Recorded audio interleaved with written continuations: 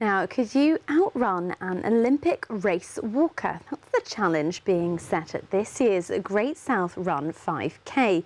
Olympic hopeful Tom Bosworth has thrown down the gauntlet to competitors to see if they can outrun him in October's race. Our reporter Jessica Wilkins finds out more.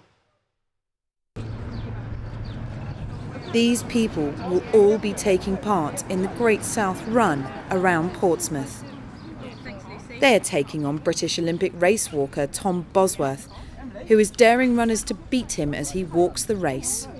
Basically, we've set up a challenge and I'm going to be walking the 5K in October and we're going to see how many runners can beat me on the day or even my personal best time, which is 18 minutes and 54 seconds. Perhaps I have a slight advantage, but you know, we welcome all and anybody is obviously up to the challenge. If they're up to the challenge to beat me over 5K, you know, I'm only walking at the end of the day. That's what a lot of people say, it's only walking, but when they hear the times I do, it's really to showpiece that, and you know, it's a good, really good achievement. If you can beat me, you've got to be of a real decent level of fitness. Tom heads off to Rio with the national records for the 3, 5, 10 and 20k race walks under his belt. Hey, I'm really excited about Rio. Obviously, it's been 4 years in the making, and I'm kind of looking forward to doing this afterwards because all my races, like Rio and things like that, are just full on and it's hard work. Whereas I can come down here, have some fun, meet a load of runners, and kind of enjoy myself. Whereas racing is normally very, very hard work, and yeah, so I'm really looking forward to it. He was joined by other runners who have all signed up for October's race. One was Southampton's Tony Dyer. He's raising money for organ donation after receiving a life-saving double lung transplant in 2015. I currently have cystic fibrosis and always will, have done since I was born. And as I got older, my health deteriorated. It got to the point where I was put in an induced coma, and I was put in it for 3 months, and my partner, Sophie, was told that I had 24 hours to live.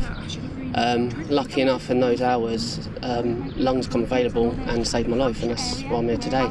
Yeah, it's not just the lungs, it's quite a lot of organs in the body actually. It's where the thick mucus, it gets in all places. We have to take tablets for our bones, for our liver. I had my transplant, and I came out for a brief while in October at my birthday, and then I had to go back in and got told I ended up with some infection, but it was a fungus that got into my pleural wall, and I got told that I should go home for Christmas and I wouldn't live.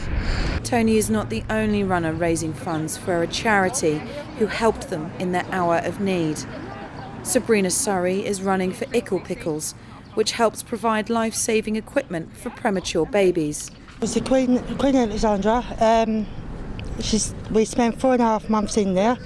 At 20 weeks, I went for my scan, and they said that my cervix was opening and my water was trickling, and I thought, well, no, because I haven't got no contractions.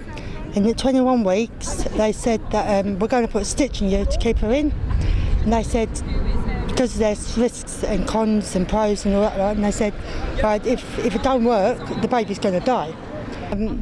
She came out, apparently she died for those 5 minutes, so they had to resusc her. Dr. Scorer was brilliant. And then when she was, I don't know, a few days old, she went to Southampton General to have a heart duct. And then she came back, recovered from that. And then her right lung collapsed, so she was totally grey. And we got told that it was life or death. And then at the end of her going from the incubator stage to the special care unit, she had laser eye surgery. So yeah, she's been through a lot. However, something tells us that Tom might win the challenge, especially if he sticks to his training.